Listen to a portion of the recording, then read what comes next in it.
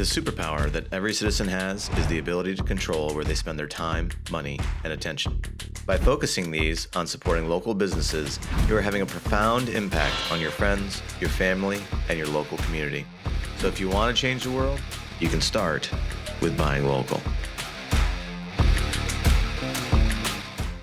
Sarone Plumbing, Heating, and Air Conditioning has offered residential and commercial plumbing, heating and cooling installation, and repair and maintenance services to our community for over 25 years. Their professionally trained plumbers and HVAC technicians are capable of completing any job beginning to end, and they promise to deliver unmatched customer service in the process. Sarone Plumbing, Heating, and Air Conditioning. Welcome back, everyone, to Buying Local. I'm your host, Mike Nelson, joined today by Steve Boxley from Boxley Services. Steve's been on the podcast recently, yes, talking about his business based out of Saratoga Springs, multiple locations, doing a lot of great stuff and great things, but more importantly, just a great human and a great member of the community. So thanks for coming back, Steve. Appreciate it. Thanks for the invite. Yeah. And we're also joined by Kevin Hinman. And Kevin's going to talk to us a little bit about, because I don't want to, I checked you out. You know, obviously Steve and I talked about what you guys are doing and how you're working with Steve and coming into the local community. And I got on the website and looked around a little bit, but I don't want to give too much away. But it's with Momentum Makers. Yes, that's right. And tell us a little bit, just a quick 30 seconds on what you guys are doing over there. Sure. First, thanks for having us, Mike. Yeah, absolutely. And excited to be here. Momentum Makers is a professional development company. Okay. And we teach soft skills. We teach basic life skills that are kind of missing in today's culture and today's workplace. Yeah. And I'm here this week training Steve and a team to launch kind of a branch office of Momentum Makers out of Saratoga Springs. Yeah, that's exciting. And let's start there, Steven. So how did you and Kevin get connected, and I'd love to hear about why you feel like the market is in need of what you guys are doing over there. Well, with the faith-based community, just trying to restore the ethics and the good foundations of individuals. Mm-hmm. As I always say, whatever your belief is on Sunday should somewhat reflect Monday through Saturday. Yeah. So Kevin having this program just felt very easy. We have a mutual friend that introduced me to Kevin, and it's just been one of those things where you're just like this will be easy. People get promoted in jobs, become leaders, and it's specifically to their ability to know the product mm-hmm. that their company may produce. But certainly their missing gap of now, how do we develop you as a leader? So seeing this ability to bring in intentional training is just a nice fit. And it's kind of, Michael, how you and I connected with originally. So it's going to be a nice fit. Certainly when you're a business owner and you make recommendations mm-hmm. to a product, you're appreciated and you're valued for your opinion on something. So you get that endorsement. And so I'm already seeing how easy of a conversation it has been with a lot of my colleagues and business owners in this new venture and the new opportunity for me. Yeah, and I noticed that after you told me about it, and I got on the website, and I noticed that you're a Christian-based, right? Is that a fair assessment? That's true. Yeah. That's the kind of the backbone, we'll say, behind the training and some of the principles behind what you're teaching. Obviously, you're not teaching Christianity in the training, but more about the. Help me understand that, so I'm not explaining. So my background came from the corporate world. Okay. And I spent about 8 years working for giant corporation, General Electric Company. Went through their leadership development mm-hmm. program, which is really high caliber. It's world class. And felt a sense that I would be called into ministry. So I left the business world and got a divinity degree, did various things in nonprofit ministry.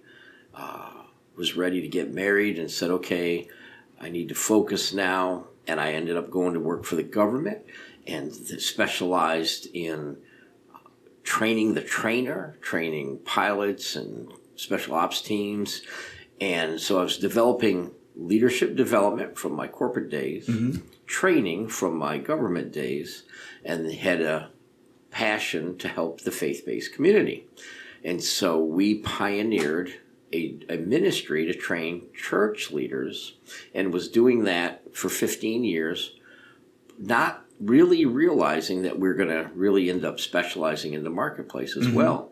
A large local bank in my city in Hampton Roads, Virginia, came to us. They're now an $18 billion bank. They came and said, we really want to talk to you. We know that you guys are world-class in training leaders. How could you possibly know that? They said, because we have almost 2,000 employees, and a high percent of them that we're promoting, we find that on their resume, they had been through your leadership program no kidding. in a church setting. That's amazing. And went, oh my gosh, this is going to be good for us. Yeah. And so they said, we will sponsor a marketplace business equivalent of what you do. And so we literally just flopped out this program that we had created on their corporate conference room table. And they said, we'll take that, we'll take that, we'll take that. Could you build us a new section here? Please, no Bible verses, no overt Christianity, but it's all based on Christian principles. Yeah. And so they designated their VP of Human Resources, VP of Marketing, and VP of Training, and we spent a year together and I brought in a couple extra team members. So we'd already spent $1 million and a team of 20 developing the Christian product. Then I added 4 more team members and the bank staff, and we spent a year. Out came a slimline version of what we had done for the church community, 8 pieces of professional development. I would just simply say, based on the golden rule, do unto others what you would want done to you. Not overt Christianity, but everything having a Christian principle behind it. Yeah. And it is now starting to kick in among many businesses. So I look at over the track record now of 30-some years later going, wow, that business background was so needed, because it's needed in the workplace now. Yeah. We seem to have lost the art of working with people, communicating, being in a team, recognizing distinct personality types and leadership styles.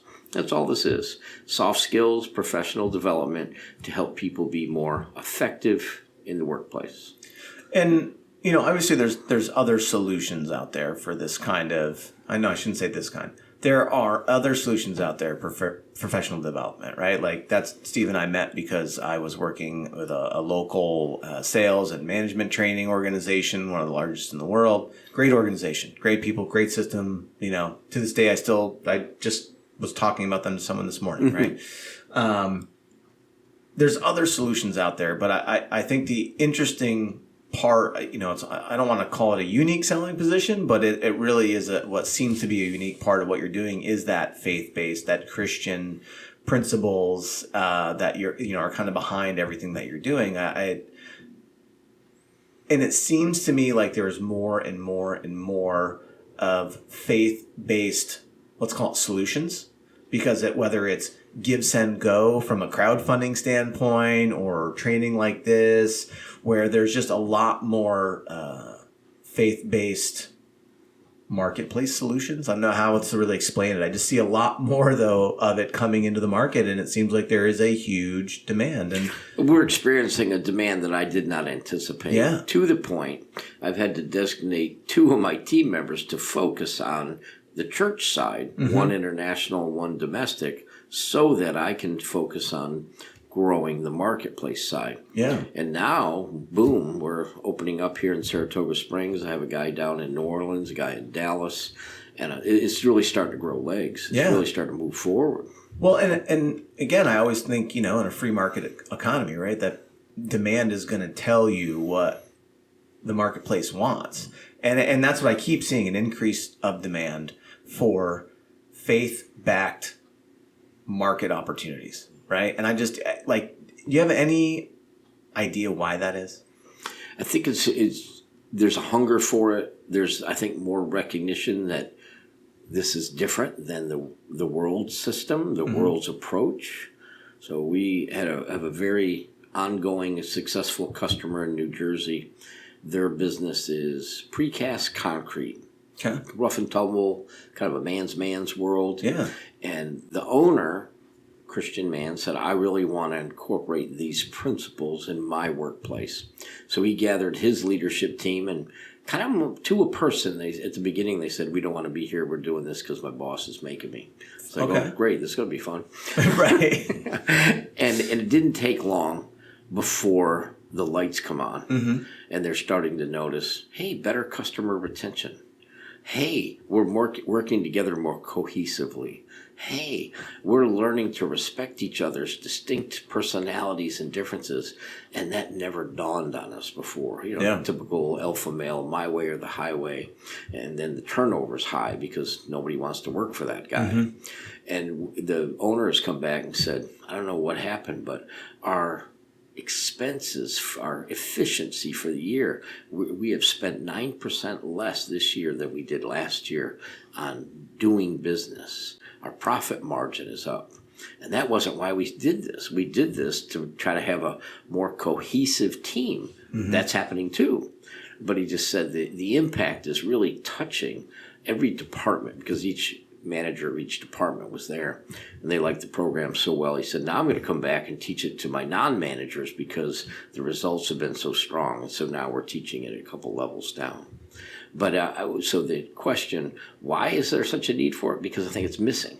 It's missing out there, where we focus on technology and computers and science and AI or whatever, but we're forgetting the human element. And that's what this does, is bring the human element back into the workplace, and simply says, treat others the way you'd want to be treated. This is not rocket science. Right. And so the client that you're talking about now,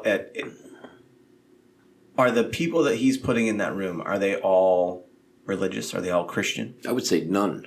None of them are. Zero.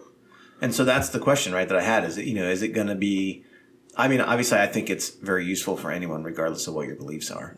But how is it received? And it sounds like it's received pretty well. Amazingly well. Yeah. One of the guys who's the manager of quality control, I think he actually said, I don't want to be here. I don't have need for this junk.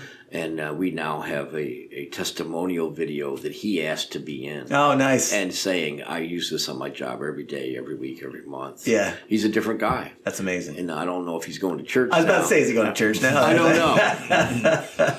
But I've had that happen. I have had that happen where people have actually made faith decisions as a result of the program. Yeah. A guy came to me and said, he was the repair manager of an industrial valve company. And he said, there's something different about this. I want to understand where this is coming from. And I said, well, that's a long conversation. Let's go to lunch and talk about that. And he decided to live as a Christian, and he's going to church now, and his life got changed. I bet it did. That's not every day, but people are recognizing the distinction of this isn't swim with the sharks, treat everybody like they're pawns. This is, no. This is, let's be collaborative. Let's win together. Let's be a team. And that seems to be a fresh message. Well, and I hope it's a message, it's almost a movement at this point, right? And I hope it's one that's gaining steam. I know I had a meeting earlier this morning with a local person in the business community, and we were having that discussion, right, of how business gets done. And I was like, listen, I've been in business, in the business community for about 25 years. And I can't say that I've always been the best, right? I've definitely made a few mistakes and not, like we all have. We all have, right? That's kind of, especially when you're a business owner. I mean, that's what you do, right? So you fail forward and you fail up. School of hard knocks. Yeah. Hopefully you fail fast. Right. And recover quickly, right? So, but one of the things that we were talking about is I know that COVID gave me the opportunity to restructure a lot of things about my business. And one of those things was I am not working with people that aren't good people, period. I don't care how much money you're going to pay me. I don't care how much working with you would raise our profile. I had someone say that to me recently. I don't care. I don't care about any of those things. I care that you're good people, we're good people, and we're helping each other do things. And I feel like I run into that more and more and more, that there's this divide that's growing, that there's people that just want to make money and that's all they care about. And then there's people that still want to make money. I mean, I'm a business owner. I'm a capitalist, that's what I'm here to do. But I can do a lot of good along the way, and I can help a lot of people at the same time. Keeping that. The very valve company I was talking about, they put their whole management team through the program. And we encourage people, maybe separate your managers, have them run through the program, and then separate all the employees, and you'll get more honesty if you separate those two groups from the employees. They'll be more open about what their problems are. The managers will be more vulnerable if they're not in front of the people that work for them. So we say separate those two groups.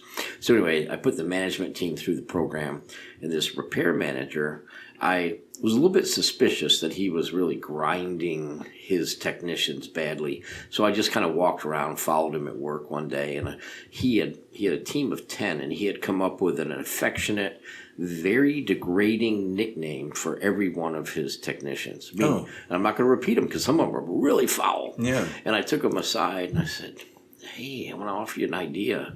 Stop doing that. And he goes, he's a real gruff guy. He says, what do you think I should do? I said, let's talk about it. I said, I think you should go to each one individually, call them in your office and apologize for the label you've put on them and promise them you're never going to do it again. And say, I'm going to treat you the way I would want to be treated. And let's see what difference you get in your repair department. Yeah. Had high turnover up till then. I bet he did. Right? People couldn't wait to get away from People don't like those nicknames. And a year later, their profit margin was up 20%. Yeah. And their retention was way up. They stopped having people quit over this guy treating them badly. And so I just, and I had just attended his retirement this year, because that was a handful of years ago. And he acknowledged at his retirement party that his ways had been changed, that he had opened his eyes to a different way of treating people. That's what we're about. That's why we exist. And to me, it's very fulfilling when you see the lights come on. Yeah. I can tell, I remember young in my career, like early 2000s, I thought being combative and taking no shit, was the way that you were supposed to behave. And now I'm just like... Especially to manage. Yeah, right? Harsh. Do what I say, whatever I say. Don't ask questions. Yeah. And I didn't really get the results that I wanted. And I know... Because you thought, cultures change, right? And that's what we're hoping to do, right? You're just... Typically, you're duplicating what a supervisor did to you. Oh, yeah. I didn't have the greatest mentors. Well, that's a great point, Steve. We're in a generation now. I'm a dad. I've got kids, 29, 25, 24. And we have very open conversations. And Dad, the way you learn to do things does not fly anymore. Yeah. Our generation will vote with our feet. We'll just leave. We'll go somewhere else. Yeah. Is that what you would think too, Steve? Yeah, so that that's where I was going. First of all, the soul just naturally recognizes kindness, right? You're going to want to work... Even if you don't have the nicest job, if it's a nice environment, your soul can recognize that. But we're seeing it in sports, right? The Vince Lombardi style worked at one time. Yeah. But now we're seeing coaches are getting to know their players to get them. I mean, you can only get the most out of someone if you know what they're capable of, what their strengths are, what their weaknesses. And with the dice and with the programs that are part of this training, that's what you'll get the chance to do. And you'll be sensitive if someone's not performing to say, hey, Lisa, Paul, they're normally performing, but right now they're going through a difficult time, right? We didn't think that a leader could be sensitive to that, but you don't want to get rid of somebody good when they're just going to have possibly just a short-term challenge in their personal life. Yeah, it's trying to figure out what's going on. And you remember that, right? Yeah. I was going through a hard time, and my boss stayed right with me. He came and he told me whatever I needed. And customers want to do business with kind businesses, right? I mean, so that helps with the referral too, right? Yeah. So there's that element of it that do unto others as you'd want done to yourself element that permeates the whole thing. But I think what also is part of the program, which has been so helpful, is coming to it from my intensive General Electric days of tried and true business practices, so that it really teaches tangible skills that help people be better on their job. Use an example, team skills.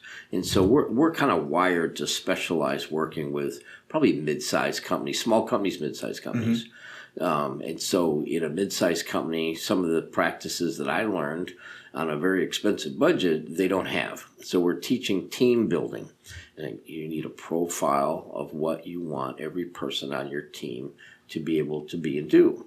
And you need to define that before you start looking around. And don't just say you'll do and I hope you grow into this idea. You have to define a very specific profile. Sure. And then here's an idea, with your leadership team, all agree when you're going to hire somebody so you don't make a hiring mistake. So we teach tangible, practical things that will help people's business run better.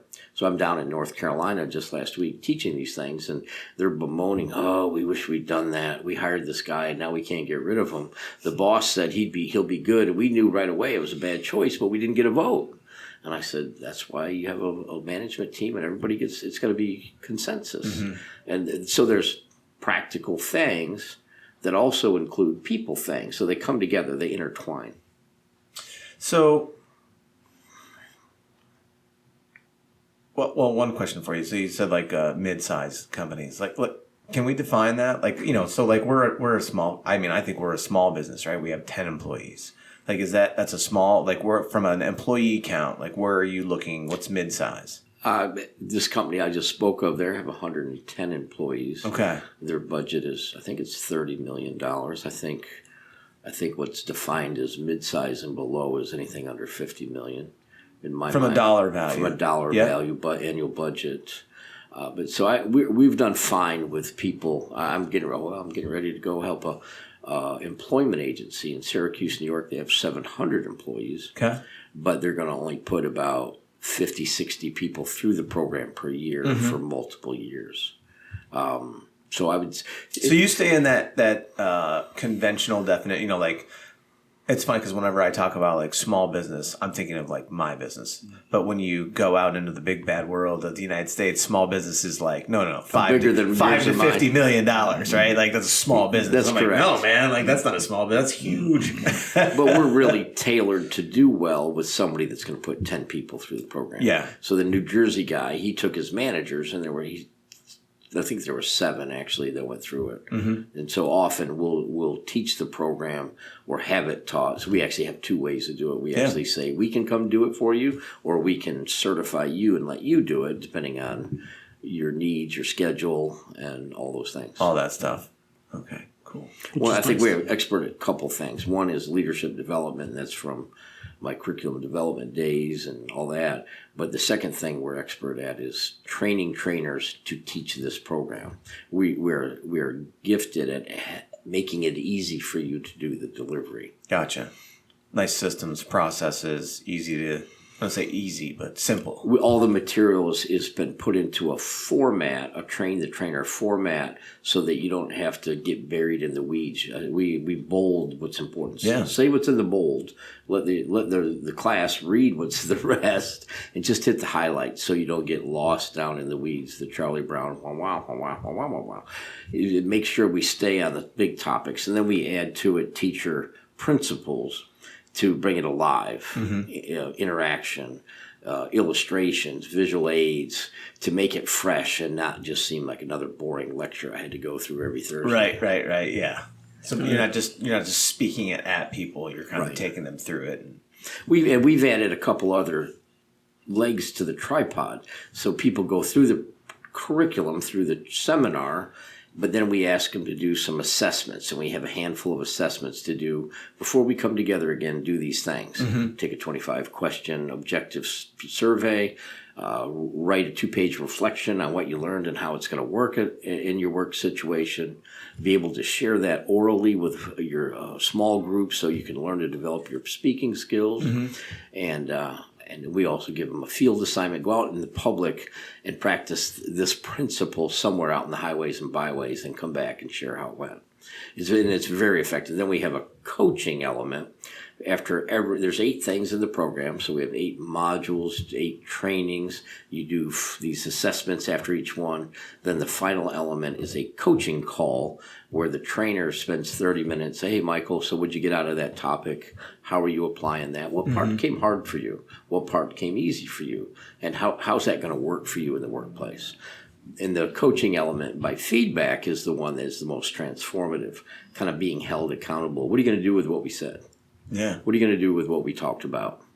And now talk it through with me. Play it out for me so I'll understand that you're really grasping this. So really helping people not just learn, because that was always something that we talked about when I was doing consulting and coaching, and is that there's knowledge and then there's application, right? And, bingo. Yeah, and that was always a real challenge for people, is taking, because everybody can go to a seminar, you can learn a couple things, you come through a program, you learn a couple things, but figuring, and that's where coaching really comes into play, right? Is helping people take that knowledge and learning to apply it and use it in their day-to-day lives. So that sounds amazing. Somebody was asking me one time, does it matter the level of education of the trainer and where they went to school?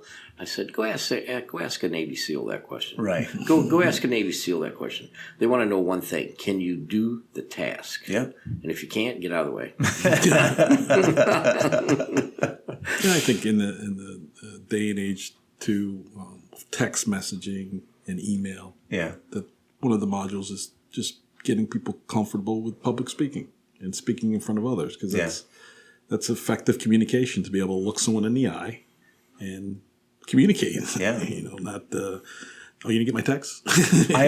We do a monthly meeting, just kind of nothing too crazy, but just to do like a state of the state and some other stuff to try to help reinforce our company values and different things, and part of it is like a real short. Either we do a group exercise or we do some sort of little quick training module, and we have a lot of young people that work in our company. So it's I shouldn't say a lot of. We have 10 employees total. 8 of them are in their 20s, right? And then there's Brad and I. So but they do a lot of text, a lot of communication without face to face, and so I had to put the communication pie up on the whiteboard, of the 3 parts of communication: tonality, words, and body language, and how much they builds matter. Confidence too, right? Right. Yeah. You start when you start presenting. Well, and just understanding, like, when you're communicating with someone, that the words you use are the smallest part of the message. That you are now swimming in my favorite topic. Yeah. This is my favorite topic. Oh, I'm a geek. I'm a huge geek for personal and professional development. I think it's a moral imperative, the acquisition of skills is, and to learn and new things that you don't currently know. Like, I think everyone should spend half their time at least doing that. So I'm down in North Carolina literally just last week, and the guy that's over all the project managers of this $30 million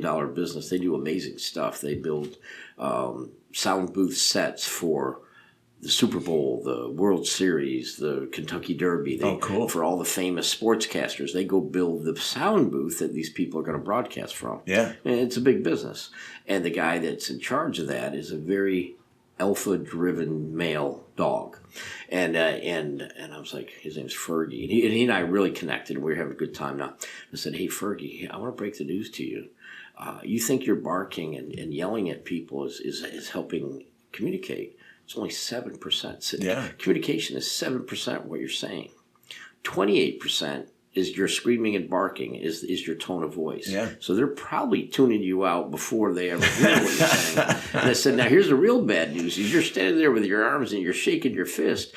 Your communication is 55% your body language. Yeah. So I'm telling you the truth. Since I've been in this meeting with you, I can't remember anything you've said because I'm just thinking, wow, that guy's really ticking me off. Yeah. So I want to help you. I want to help you learn that communication is not just the words.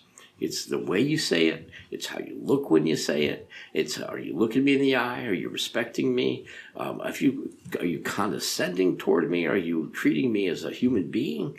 And I said, when you learn this, you're going to become a much better leader. That conversation, he came back to me and said, you know what, I think I have something to learn here. I was hoping you'd say that. I was hoping you'd really get that. Yeah. Yeah, it's amazing. It's amazing. I love the communication pie. Like, yeah. Good stuff. So, and that's a lot of that stuff is what you're teaching in one of the modules. Yeah, one of the modules is called Communicating Skills, and it's probably my favorite. And we focus on what is communication theory, how does the communication process work, and then dialing into one-on-one communication, its uniquenesses, one-on-few communication, its uniquenesses, and then one-on-many communication, its uniquenesses.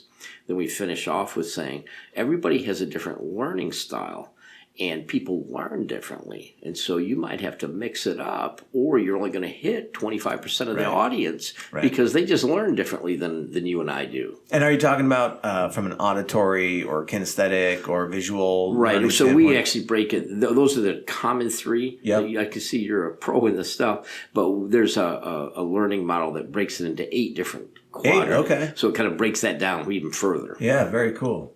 Well, I'd be interested. So in my own team, we have a great relationship. We kid each other. And my teammate, he sent it. I said, "Hey, how'd it go with so and so?" I sent him a text, and I was like, "Reread the communication module for me, will you?" He says, "What do you mean?" I said, "Send, receive, confirm, reply." Yeah. Did you get the reply? No, I didn't. Then you haven't communicated, have you? Yeah. Right. Yeah. Communication is such a funny thing, and I think I don't know if you guys get into this or not, but one of the interesting newer. I can't say new, but newer developments with communication is the difference in long form and short form communication. And so, like, I really dislike short form communication. That's like text messages. I can't stand it.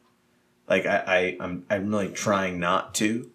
And so I had to develop rules with people because, especially my kids, and a lot of our younger employees and staff that, they want to communicate everything via text message, and it's 3-word sentences, or it's a paragraph via text message. I'm like, hold on. Like, it's going to take me 35 minutes to go back and forth with you on this text message chain, or I can call you. We can have a long form conversation that will take 5 minutes. The first day I ever was introduced to Steve Boxley, and I said, I want to work with this guy.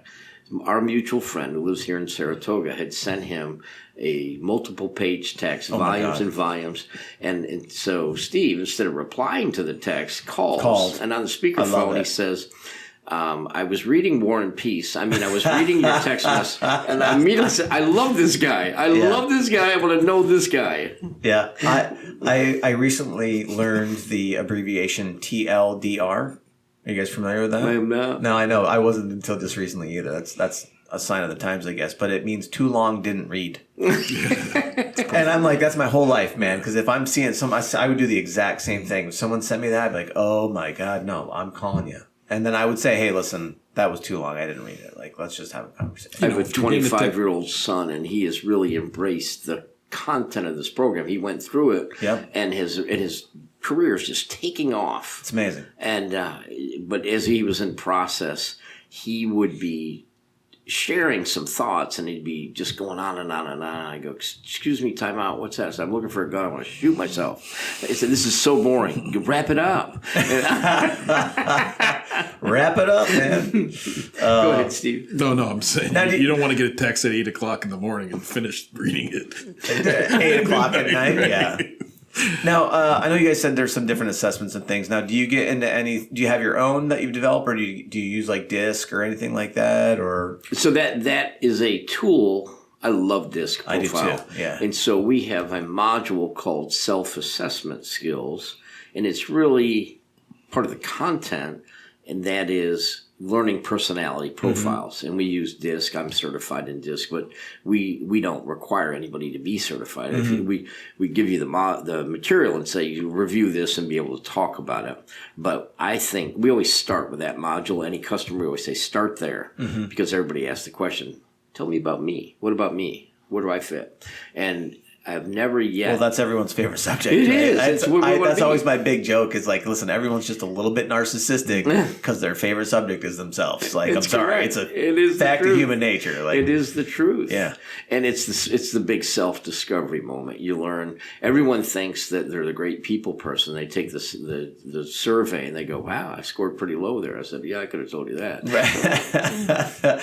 It's insecurity of That's where we get aggressive leaders, right? Yeah. Thinking that because I'm a leader, I've got to know everything, right? So those insecurities start coming out. They get someone is more capable than them, and so they see it more as a threat. Yeah, they start trying to hold them back. Absolutely, when they can, they're going to help everybody.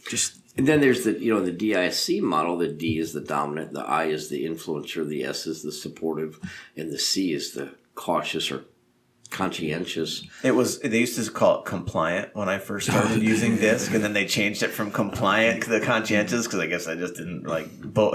I guess no one wants to be labeled that way. But typically the high D person is really not respecting the C and the S because they're not bulldogs. And I said, he's always say, let me ask you this. Do you want your finance person to be a talker, a bulldog, or good with details? Yeah. Well, good with details. Then respect the C. Respect the C. Listen, I got to tell you a funny story about DISC. So years ago when I was working for that organization, and for the record, I'm only not mentioning them because I don't have their permission to mention them, and I think very highly of them and respect them very much. So my boss that owned the franchise and I decided to do a DISC workshop.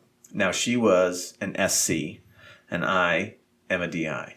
Okay, I picked up on that. I was going to say, I bet that's a big surprise to you, right? So what we did was we invited everybody, got the attendees. We had them all do a DISC profile, and then we put all the D's and the I's on one side of the room and all the S's and the C's on the other side of the room, and it was absolutely hilarious. Oh, bad. It was absolutely hilarious because the I's wouldn't shut up.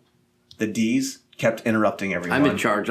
Oh my God. And then the S and the C's were just upset and uncomfortable the entire time because of the behavior from the D and the I side of the room. Like, it was so visible. It was like, even to a point of the colors, the clothing choices, how messy the one side of the room was, the D and the I side, compared to the S and the C that was all nice and orderly. Like, you want to talk about a visual reminder of people's personalities. It was amazing. And I personally think, you probably agree, Mike, you walk into a room, and if you know how to read the room and know who's D, I, S, or C, it's gold mine. It's how you can be effective. Yeah. Who's the influencer here?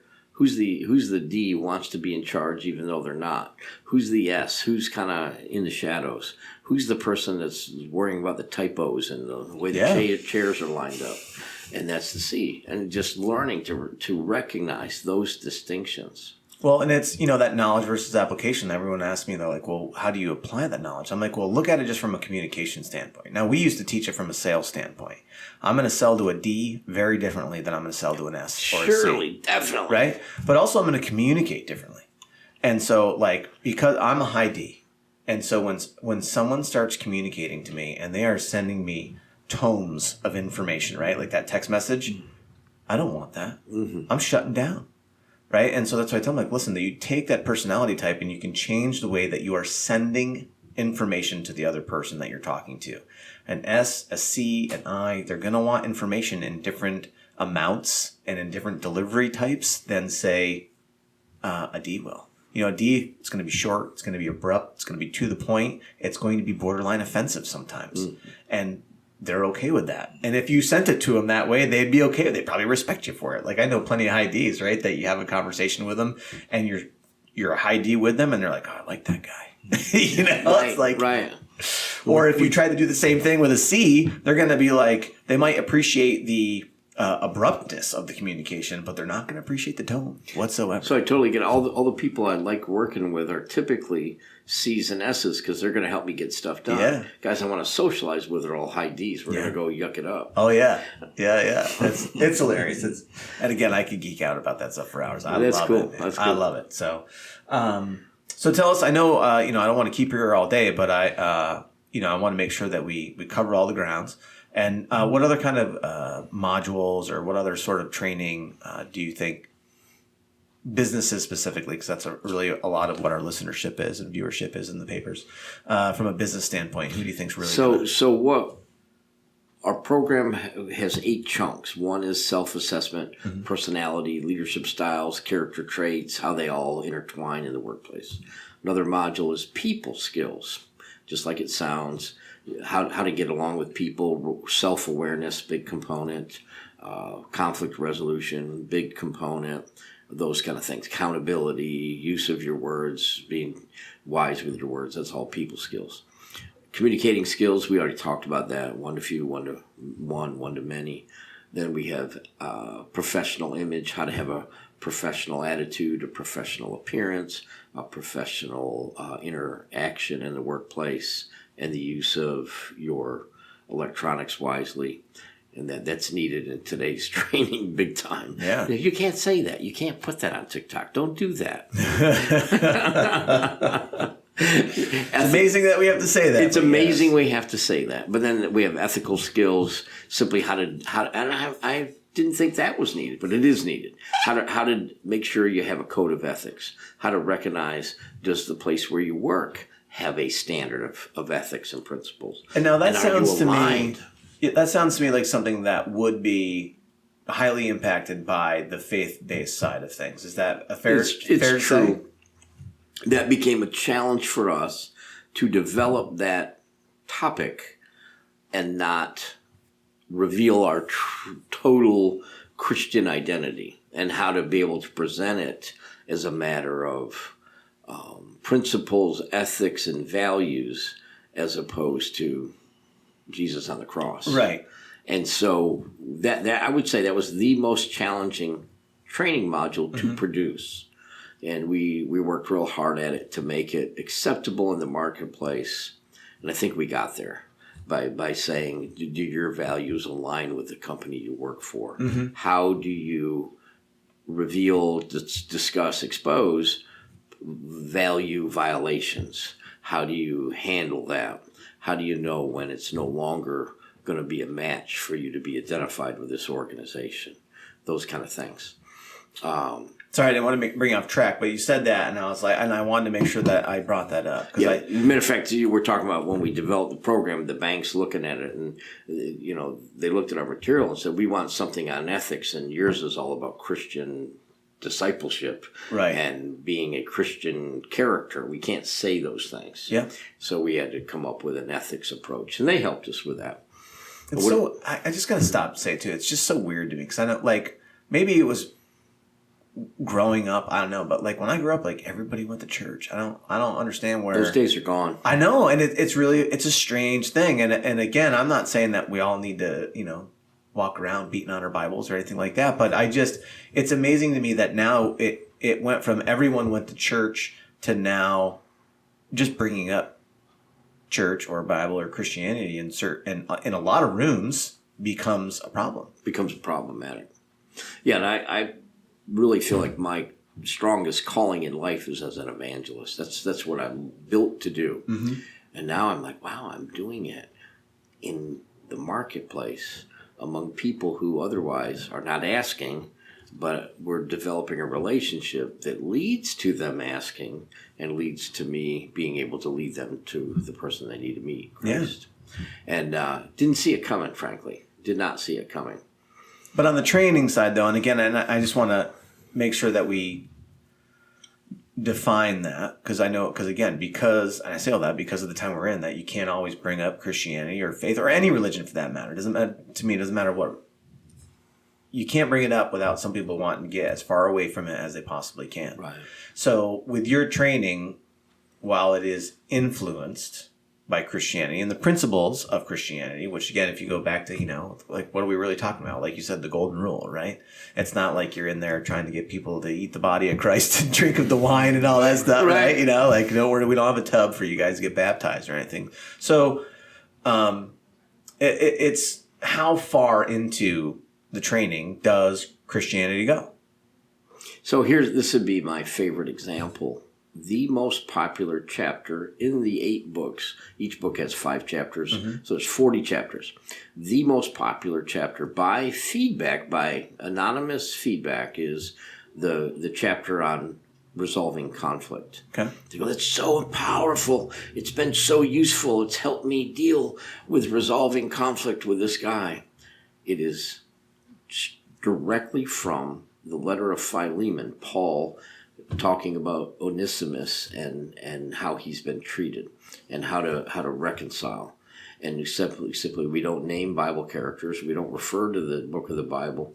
We take the 6 principles that were outlined there and map it out. And people say, this is so profound. This is so new. And I was like, you got to be kidding me. Actually, it's thousands of years old. It's only 2,000 years old. And so that's a good answer for the question. So you're not saying like in the Bible it says. You're not saying Jesus said. You're not saying any of those things. It's really just you've taken those principles put them into words that are, let's use the word accessible, because everybody loves that word now these days, right? So they're accessible to everyone regardless of faith. Right. But it's all based on those amazing principles. Exactly. Got it. Which Okay. That's fair. That's what religion should be, right? It's Well, not so much the content, right? Yes. It's And your body it's- language, your patience, right? Yeah. People can feel it. That's what we're talking about. Yeah. It's one thing that Jesus is Lord and you're cussing all the time. Well, what display of kindness are you showing, right? So All right, I cuss a little more than I should. no, Sorry, but man. honestly,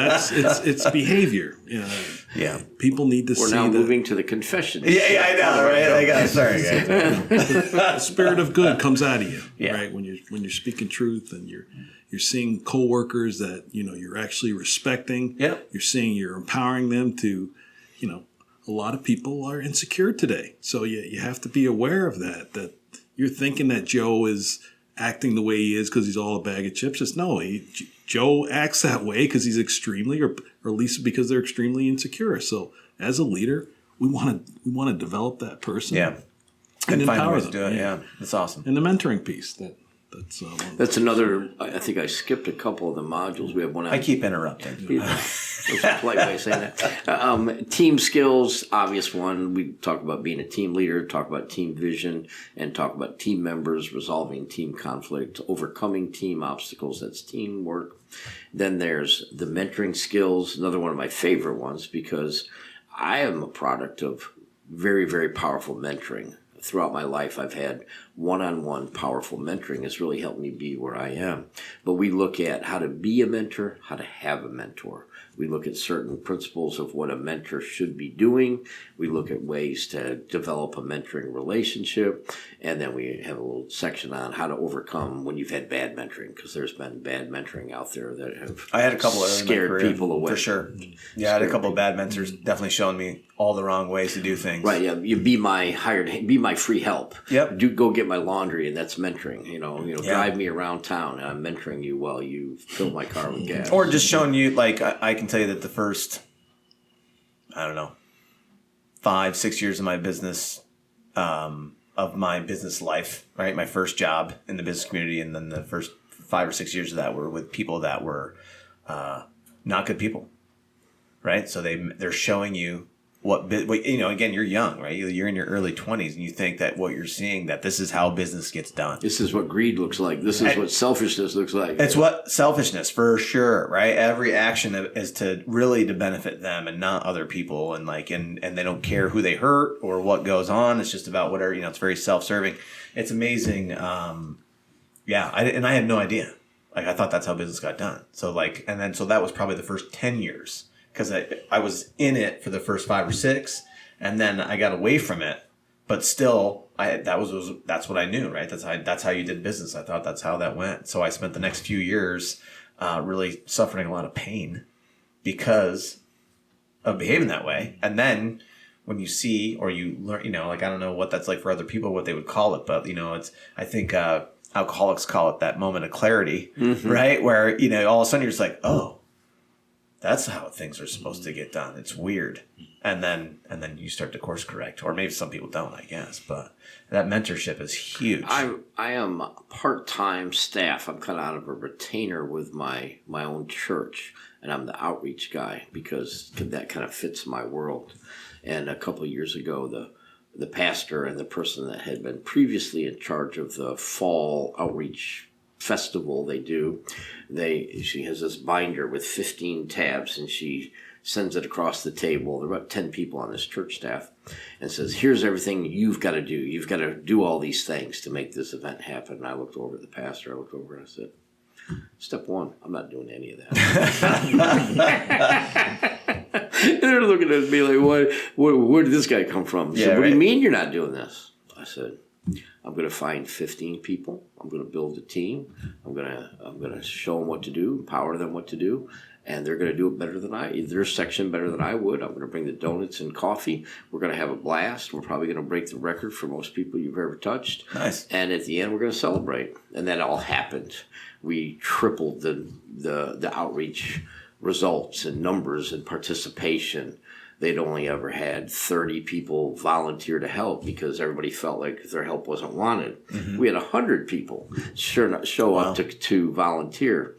And then, so the funny thing is, I'm recognizing the guy who needs leadership training the most is the pastor, because he's not getting that. He's thinking, I give you one assignment, you got to micromanage it till the cows come home. Instead of, I thought we're in the business of empowering people here. Right. But that insecurity will keep that from happening. But so I'm talking about bad leadership and bad modeling, and so modeling, right? I'm trying to model something different. Yeah, teamwork. Let's do it together, and then I'll brag about what a great job you did, not what a great job I did. Oh, you ever what is it? 48 Laws of Power, or 46 Laws? You know the book I'm talking about? I've heard of it. Yeah.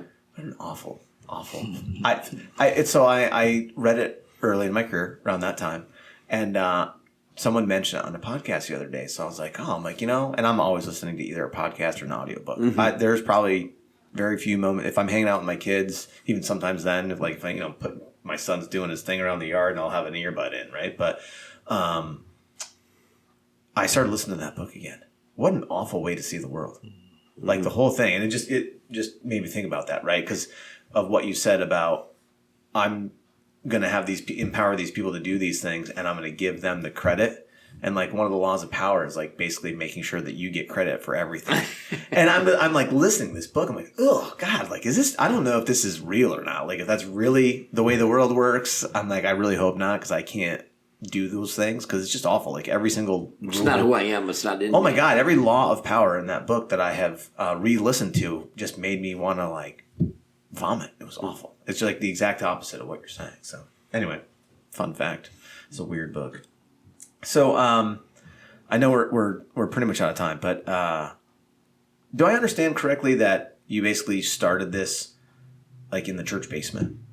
Is that a fair way to say that? I literally started it in our apartment while I was still in grad school, getting my divinity degree, and we just started working on it from home. But you were working with people in your church though first? No, like that was kind of more people I had met through.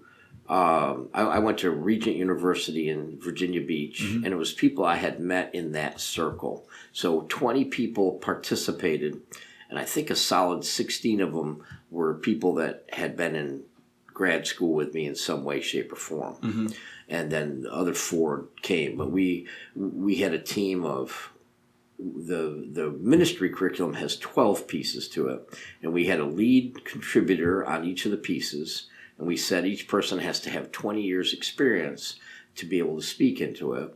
Then we had 4 editors. I served as an editor and 3 other guys. And then we had 4 researchers. So those 12 contributing writers, 4 editors, 4 researchers, team of 20. And typically 9 people, the researchers and the editors and the contributing writer would work together on each book. Okay. But it took us 6 years to write the curriculum. I bet. And I was holding down a different job the whole time. Yeah. And I had to raise $1 million. Everybody got paid. It wasn't volunteer. And that's why it took 6 years raising the $1 million. It's a lot of money. It came hard. Yeah. So about $150,000 a year. Yeah. And then we got that done. And then we realized, we need a teacher train-the-trainer component. So then because I had been working for the government, that component came in. And then, we need to kind of have an administrative assessments piece. Then that came in. So the ministry curriculum took 8 years to develop. And it's definitely my life's work. It's definitely my signature thing. And then we're doing that for almost 15 years when the bank calls and says, we want to create this marketplace version. And so that was a whole another year and some extra people. They foot that bill. I didn't have to raise that money. But it's been a long journey. I'm saying to people now, 30 years later, I'm an overnight success. That's how it happens, right? Oh. Well, Kevin, I appreciate you coming on. It's great to be Steve, here. I appreciate you bringing them in. Thank and excited. Well, actually, before we got to talk. So the whole reason why we're sitting here is because, Steve, you are working to bring this into our local market. Yes. Right? So give us a little bit on that. So just easy conversations with business owners that who are looking to develop their leaders and make them have a more productive workplace is I would love to have an opportunity just to sit down and chat and talk about the program, and we can fit a program that can fit your business. That's awesome. And if they want to learn more, how do they contact you, or what do they do? They can go to our website, okay, momentummakers.com. Awesome. And Momentum-makers. Somebody else got Momentum Makers ahead of us. Momentum-makers. Okay, that's the blue I see, right? The other. Anyway, Momentum Makers, but the dash is very important. In the middle, Kevin just to emphasize. And then go to our website. Kevin's been really nice in adding me, so you'll see my profile. But or they could just get a hold of me directly. Just we'll sit down and we'll start the conversation. That sounds great. Appreciate it, guys. Thanks for coming on. Thanks for having us. Yeah, great chatting with you, and we'll have to have you back in 6 months and see how it's going, and we'll talk some more about some disc stuff and everything else. Oh, yeah. Thanks everybody for listening. Of course, you can always find our episodes on podcasts, wherever you get podcasts, Apple Podcasts, Spotify, and of course our websites, glensfallsbusinessreport.com and saratogabusinessreport.com. Thanks for listening, and you'll hear from us soon. When the crew shows up on the job, they're going to have a folder that's going to give them exactly everything that I saw right at my first inspection. They would make sure that your kitchen is completely covered in plastic, make sure that 100% of the water and degreaser that is being used to clean your system is all going exactly where we want it to go. After everything is protected, we go through the whole system, scraping it all down. We would apply our degreaser, do a complete rinse through, and once the system is cleaned completely to bare metal, we wipe the whole hood system out, polish it, take the canopy down, pack everything away, and put everything back the way it was, and we're out of there. Performance Industrial. The superpower that every citizen has is the ability to control where they spend their time, money, and attention. By focusing these on supporting local businesses, you are having a profound impact on your friends, your family, and your local community. So if you want to change the world, you can start with buying local.